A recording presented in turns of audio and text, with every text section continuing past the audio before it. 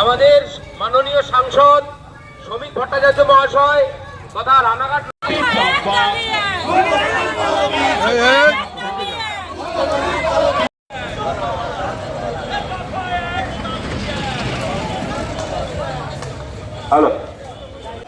আরো এখানে সমস্ত সহকর্মী বন্ধুগণ, সুধী নাগরিকবৃন্দ, মা ও বোনেরা, দেখুন আজকে সারা রাজ্যব্যাপী, শুধু কুচবিহার থেকে কাকদ্বীপ নয়, শুধু পাহাড় থেকে সাগর নয়, আজকে গোটা ভারতবর্ষের মানুষ এই ঘটনার প্রতিবাদ জানাচ্ছে। সুদূর আমেরিকা থেকে শুরু করে গোটা ইউরোপ জুড়ে যেখানে যত বাঙালি আছেন, তারা বাঙালি হিসেবে নিজেদের পরিচয় দিতে লজ্জা পাচ্ছেন বলে তারা দাবি করছেন। আর এই আন্দোলন শুধুমাত্র একটি পরিবারের আন্দোলন নয়, এই আন্দোলন শুধুমাত্র আরজি করেন একজন মহিলা চিকিৎসকের ধর্ষণ এবং খুনের বিরুদ্ধে আন্দোলন নয়। বাংলার মানুষ মুক্তি চাইছে, বাংলার মানুষ এই অবস্থার ভেতর থেকে বেরিয়ে আসতে চাইছে, তারা তাদের মতো করে প্রতিবাদ করতে চাইছে। একটা বাধ্যতার সংস্কৃতি চাপিয়ে দেওয়া হয়েছে আমাদের বুকের ওপরে। মানুষ জানতেন দীঘা গোয়া হবে না, কলকাতা লন্ডন হবে না, দার্জিলিং সুইজারল্যান্ড হবে না, তারপরেও মানুষ তৃণমূল কংগ্রেসকে ক্ষমতায় নিয়ে এসেছিলেন। আমাদের সামনে ইস্যু ছিল একটাই, রেস্টোরেশন অফ ডেমোক্রেসি, গণতন্ত্রের পুনঃপ্রতিষ্ঠা। আমি কথা বলতে চাই, আমি আমার মতো করে আমার দলের কথা বলবো। আমার যদি মনে হয় আমি সরকারের নীতি সিদ্ধান্তের সমালোচনা করব, আমি বিচার চাইব, আমার দলীয় পতাকা হাতে নিয়ে পতাকা না নিয়ে আমি রাস্তায় নেমে প্রয়োজনে প্রতিবাদ করব। এই অধিকার ভারতের সংবিধান আমাদের দিয়েছে, পৃথিবীর গণতান্ত্রিক ব্যবস্থা আমাদের দিয়েছে। কিন্তু আজ সেই ব্যবস্থাকে ধ্বংস করে দিয়েছে তৃণমূল কংগ্রেস। যারা মনে করছেন তৃণমূল কংগ্রেসকে ক্ষমতায় রেখে দু একজনকে গ্রেফতার করে কাউকে বদলি করে দিয়ে এই অবস্থার পরিবর্তন করে দিতে পারবেন, তারা পারবেন না। কারণ সন্দীপ ঘোষ একা কোনো দোষী কোনো ব্যক্তি নয়। পশ্চিমবঙ্গের মাটিতে প্রতিনিয়ত গ্রামে গঞ্জে এই ঘটনা ঘটে চলেছে। এই অঞ্চলে যত মহিলা আছেন, এখানে আমাদের পতাকা নিয়ে যারা নির্বাচনে অংশগ্রহণ করেছিলেন, পঞ্চায়েত নির্বাচনে, তারা যখন গণনা কেন্দ্রে গিয়েছিলেন, আপনাদের গণনা কেন্দ্রের অভিজ্ঞতা প্রত্যেকের জানা, সেখানের বিডিওর আচরণ প্রত্যেকের জানা। যে আচরণ সেদিন বিডিও করেছে, তার যেখানে ক্ষমতার নির্দিষ্ট পরিসরের মধ্যে একজন সরকারি চিকিৎসক, সেও কিন্তু তৃণমূল কংগ্রেসের আশীর্বাদ নিয়ে তৃণমূল কংগ্রেসের পদান্নতায় তারা একাধিপত্য চালিয়ে গেছে বিভিন্ন জায়গায়। তাই দীর্ঘ 13 বছর পর মানুষ রাস্তায় নেমেছেন, মানুষ প্রতিবাদ করছেন, মানুষ কথা বলতে চাইছেন শান্তিপূর্ণভাবে।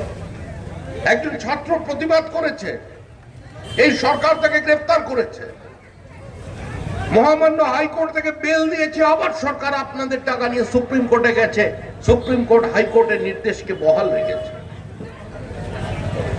আমাদের সুপ্রিম কোর্টের বিচারপতি তারা আপনাদের সামনে একটা নতুন নজির তৈরি করলেন। আরজি কর হসপিটালে সিআইএসএফ এর প্রোটেকশন দিয়ে দিলেন।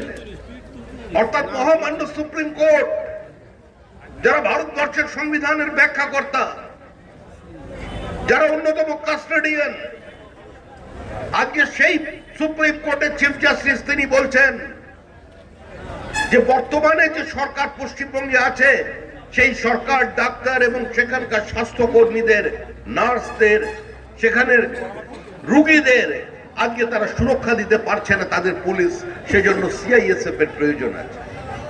অর্থাৎ এই রাজ্যে কোনো আইনের শাসন নেই। যে রাজ্যে কোনো আইনের শাসন নেই, সেই রাজ্যের সরকারটা কি করে ক্ষমতায় আছে এখন মানুষের কাছে সেইটা প্রশ্ন। আজকে বিজেপি বাদ দিয়ে অন্যান্য রাজনৈতিক দল আন্দোলন করছে। যে রাজনৈতিক দলের সঙ্গে কোনোদিন জীবনে কোনো সম্পর্ক রাখেনি, তারাও রাস্তায় নেমে প্রতিবাদ জানাচ্ছে। কিন্তু ভারতবর্ষের তৃতীয়বারের জন্য প্রধানমন্ত্রী হয়েছেন নরেন্দ্র দামোদর দাস মোদী। আপনারা এই অঞ্চলের মানুষ দ্বিতীয়বারের জন্য জগন্নাথ দাকে নির্বাচিত করেছেন। আমাদের জবাবদিহি করতে হবে মানুষের কাছে যে আপনার সরকার, আপনার দল, আপনাদের ভূমিকা কি এই অত্যাচারের বিরুদ্ধে, এই নারকীয় হত্যাকাণ্ডের বিরুদ্ধে, জীবনের সর্বস্তরে মানুষের অধিকারগুলোকে বাজেয়াপ্ত করে নেওয়ার বিরুদ্ধে। যারা মনে করেছিলেন যে প্রত্যেক মহিলাকে 1200 টাকা দিয়ে, লক্ষ্মীর ভান্ডারের মধ্যে দিয়ে তারা মানুষের সমস্ত প্রতিবাদগুলোকে কিনে নিতে পারবেন, যারা মনে করেছিলেন কন্যাশ্রী বন্টনের মধ্যে দিয়ে মহিলাদের ভোটাধিকারকে কেড়ে নেবেন, যারা মনে করেছিলেন রূপশ্রী প্রকল্প ঘোষণা করে মানুষের রাজনীতি করবার অধিকার, মহিলাদের নিজের প্রার্থী চয়ন করবার অধিকার, নির্বাচনে প্রতিদ্বন্দ্বিতা করবার অধিকারকে বাজেয়াপ্ত করবেন, আজকে সেই মহিলারা রাস্তায় নেমেছেন। কোন প্রতিরোধ মানেননি। বাড়ির কারোর প্রয়োজন, অনুমতি নেবার প্রয়োজন মনে করেননি। আজকে সারা পশ্চিমবঙ্গের এক চিত্র। স্বামী বাড়ি ফিরেছেন, দীর্ঘক্ষণ ট্রেন জার্নি করে লোকাল ট্রেনে বাড়ি এসে দেখলেন বউ নেই, মেয়েও নেই, দুজনেই চলে গেছেন আন্দোলনে, কখনো মানববন্ধনে, কখনো রাত দখলের অনুষ্ঠানে। এগুলো কিসের ইঙ্গিত দিচ্ছে? ইঙ্গিত দিচ্ছে একটাই, অত্যাচারের দিন শেষ। পৃথিবীতে কোন স্বৈরতন্ত্রী দীর্ঘদিন ক্ষমতা ধরে রাখতে পারে না। হিটলার পারেনি, মুসোলিনি পারেনি, স্টালিন পারেনি, পল পট পারেনি, ইদি আমিন পারেনি। শ্রীমতী গান্ধী জরুরি অবস্থা জারি করেছিলেন। ভারতবর্ষের মানুষ গণতান্ত্রিক ব্যবস্থার মধ্যে দিয়ে ইন্দিরা গান্ধীর সরকারকে ছুঁড়ে ফেলে দিয়েছে। 34 বছরের নিরবিচ্ছিন্ন বাম শাসনের মধ্যে দিয়ে বামপন্থীরা মানুষের সামনে দাঁড়িয়ে সদর্পে বলতেন বামফ্রন্টের বিকল্প উন্নততর বামফ্রন্ট। মুখ্যমন্ত্রীর দিকে তাকিয়ে বলতেন দিদি থেকে দিদিমা হয়ে যাবেন, কিন্তু ক্ষমতার পট পরিবর্তন করতে পারবেন না। আজকে সেদিনের সেই ঔদ্ধত্য এই তৃণমূলের মধ্যে দিয়ে মানুষ শেষ করে দিয়েছিল। কিন্তু মানুষের শক্তিতে বলিয়ান হয়ে আজকে তৃণমূল আক্রমণ করছে সাধারণ মানুষের উপরে, গণতান্ত্রিক ব্যবস্থার উপরে, প্রত্যেকটি প্রতিবাদের উপরে। প্রত্যেকটি প্রতিবাদকে রক্তাক্ত ক্ষতবিক্ষত করে দিচ্ছে তৃণমূল। আর তার জন্যই আমরা এসেছি আজকে পশ্চিমবঙ্গের বিভিন্ন প্রান্তে। আমাদের সভা হচ্ছে, আমরা ধর্ণা চলছে কলকাতায়। আমরা প্রথম দিন মে টিচারে দ্বিতীয়বারের জন্য অটপ্সি হয়। আমাদের দলের পক্ষ থেকে অগ্নিমিত্রা পাল, সজল ঘোষেরা রাস্তা অবরোধ করেছিলেন, রুখে দিয়েছিলেন, কিন্তু আমাদের প্রতিরোধে সেদিন কেউ কর্ণপাত করেনি। আজকে যে ভদ্রলোকের গ্রেপ্তার নিয়ে, যে সঞ্জীব ঘোষের গ্রেপ্তার নিয়ে তোলপাড় হচ্ছে গোটা কলকাতা শহর, মনে রাখবেন আজ থেকে 4 মাস আগেও আমরা মহামান্য আমাদের রাজ্যপালের কাছে গিয়ে ডেপুটেশন দিয়ে এসেছিলেন আমাদের মেডিকেল সেলের প্রধান ডক্টর শারদ দত্ত মুখোপাধ্যায়।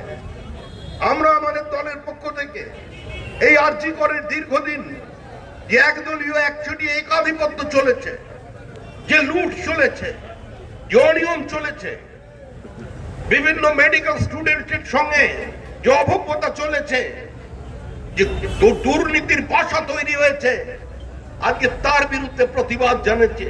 প্রথম বিজেপি রাস্তায় নেমেছিল, কিন্তু সেদিন আমাদের কথায় কর্ণপাত করেনি। কারণ এই সরকার, তারা কোনো গণতান্ত্রিক ব্যবস্থায় বিশ্বাস রাখে না।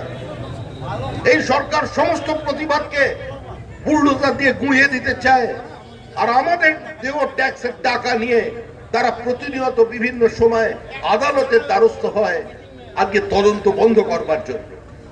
যে মমতা বন্দ্যোপাধ্যায় গতকাল নতুন বিল নিয়ে এসেছিলেন, আজকে প্রত্যেকটি মহিলাকে তাকে প্রশ্ন করতে হবে যে কামদুনি মামলায় কোন সরকার তদন্ত করেছে? সিবিআই তদন্ত করেনি, ইডি তদন্ত করেনি, নরেন্দ্র মোদীর পাঠানো কোনো গোয়েন্দা দপ্তর তদন্ত করেনি, যে সিআইডি তদন্ত করেছে। তারা শুধুমাত্র একটি গোষ্ঠীর মানুষ যাতে গ্রেপ্তার না হয়, ব্লক ভোট যাতে সুরক্ষিত থাকে, যাতে 30% মধ্যে কোনো নড়চড় না হয়, তার জন্য এমন ভাবে মামলা তৈরি করে দিলেন, এমন নথি পেশ করলেন যে কামদুনির প্রত্যেকটি অপরাধী বেকসুর মুক্তি পেয়ে গেল। আমরা শুনেছিলাম এর আগে পানতলার কথা, জ্যোতিবাবু বলেছিলেন অনিতা দেওয়ানের খুন এবং ধর্ষণের পরে যে ধরনের কত ঘটনাই তো ঘটে থাকে, সারা বাংলা তোলপাড় হয়ে গিয়েছিল। আমরা ধানতলার গণধর্ষণের গল্প বলেছি মানুষের সামনে। এই তৃণমূল কংগ্রেস বিজেপির সঙ্গে এক মঞ্চে দাঁড়িয়ে বলেছে ধানতলার সরকার আর নেই দরকার, পানতলার সরকার আর নেই দরকার। কিন্তু ধানতলায় কিংবা পানতলায়, বিশেষ করে পানতলায় যারা প্রকৃত অভিযুক্ত ছিলেন তাদের যাবজ্জীবন কারাদণ্ড হয়েছে। কারণ বাম সরকারের আমলেও প্রশাসন এবং শাসক দলের মধ্যে একটা সূক্ষ্ম বিভাজন রেখা বাকি ছিল। বামেরা শিক্ষিত মানুষ ছিল দলে বেশি, শৃঙ্খলাবদ্ধ রাজনৈতিক দল, তাই খুনও যখন করেছে, রাহাজানিও যখন করেছে, সেটা অত্যন্ত শৃঙ্খলিত ভাবে করেছে, সেই জন্য সেখানে কেউ আঁচড় দিতে পারেনি।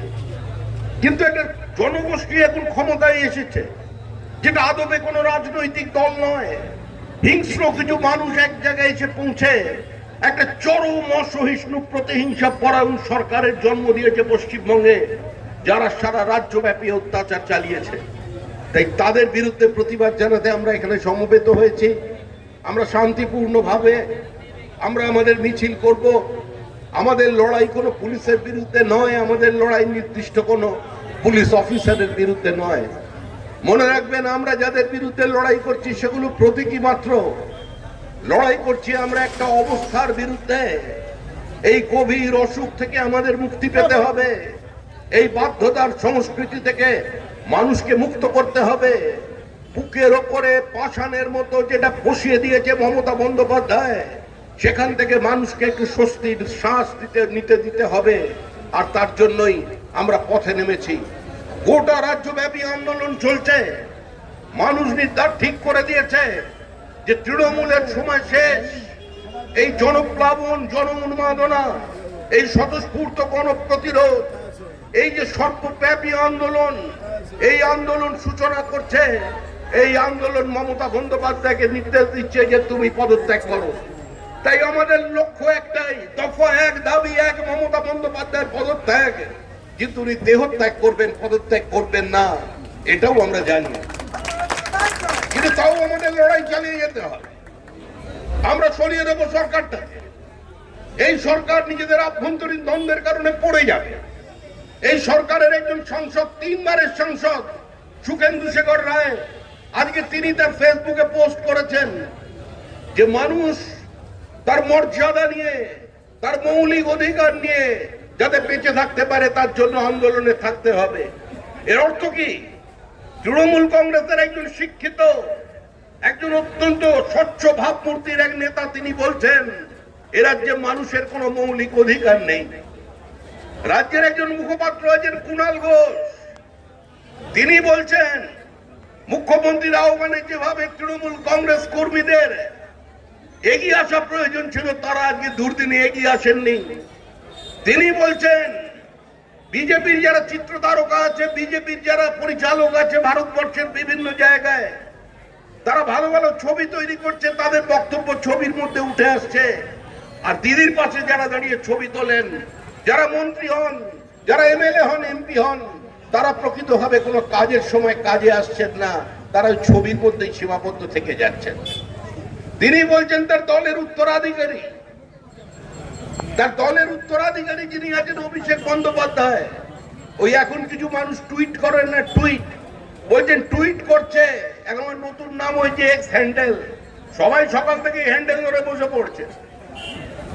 বলছেন ওই হ্যান্ডেল যা করছে সেটা অন্য আর কেউ ধরছে না, মানে অন্য আর কেউ সেটাকে এগিয়ে নিয়ে যাচ্ছে না। দলের ভিতরকার পরিস্থিতি আজকে মানুষের সামনে আসে। কুণাল ঘোষ বলছেন যে প্রশাসন এমন কাজ করবে কেন যার জন্য দল মুখ দেখাতে পারবে না। এ কার বিরুদ্ধে ইঙ্গিত? এ তো সরাসরি প্রশ্ন তুলছেন মুখ্যমন্ত্রী মমতা বন্দ্যোপাধ্যায়ের বিরুদ্ধে। তাই মুখ্যমন্ত্রী মমতা বন্দ্যোপাধ্যায়ের বিরুদ্ধে যখন দল বলছে, তার রাজ্যসভার সংসদ বলছে, তাহলে ধরে রাখবেন এই সরকারটার বেশি দিন নেই। 2026 পর্যন্ত এই সরকার চলবে না। কারণ পশ্চিমবঙ্গে যে সরকার আছে ওটা পশ্চিমবঙ্গ রাজ্য সরকার নয়, ওটা তৃণমূল কংগ্রেস সরকার। এই সরকার প্রকৃতির নিয়ম মেনে, রাষ্ট্রবিজ্ঞানের নিয়ম মেনে স্বাভাবিক রাজনৈতিক মৃত্যুর দিকে এগিয়ে যাচ্ছে। আর যেহেতু এই লড়াই মানুষ বাইনারি সেট করে দিয়েছে যে হয় তৃণমূল না হলে বিজেপি, হয় আপনি ও পারে থাকুন না হলে এপারে থাকুন, মাঝখানে যারা থাকবেন ভোট কাটাকাটির খেলায় থাকবেন, ওই মাঝ গঙ্গায় তারা ডুবে কিন্তু শেষ হয়ে যাবেন। তাই আমরা মানুষের কাছে এই আবেদন নিয়ে যান যে প্রতিবাদ করুন, সরাসরি ঝান্ডা ছাড়া প্রতিবাদ করুন, ঝান্ডা নিয়ে প্রতিবাদ করুন। এটা আজকে অপ্রাসঙ্গিক, কিন্তু একমাত্র প্রাসঙ্গিক হলো আজকে এই সরকারটাকে সরাতে হবে। এই সরকার যদি না সরে, আজকে পশ্চিমবঙ্গের সমস্ত জায়গায় এই এক ঘটনার পুনরাবৃত্তি হবে।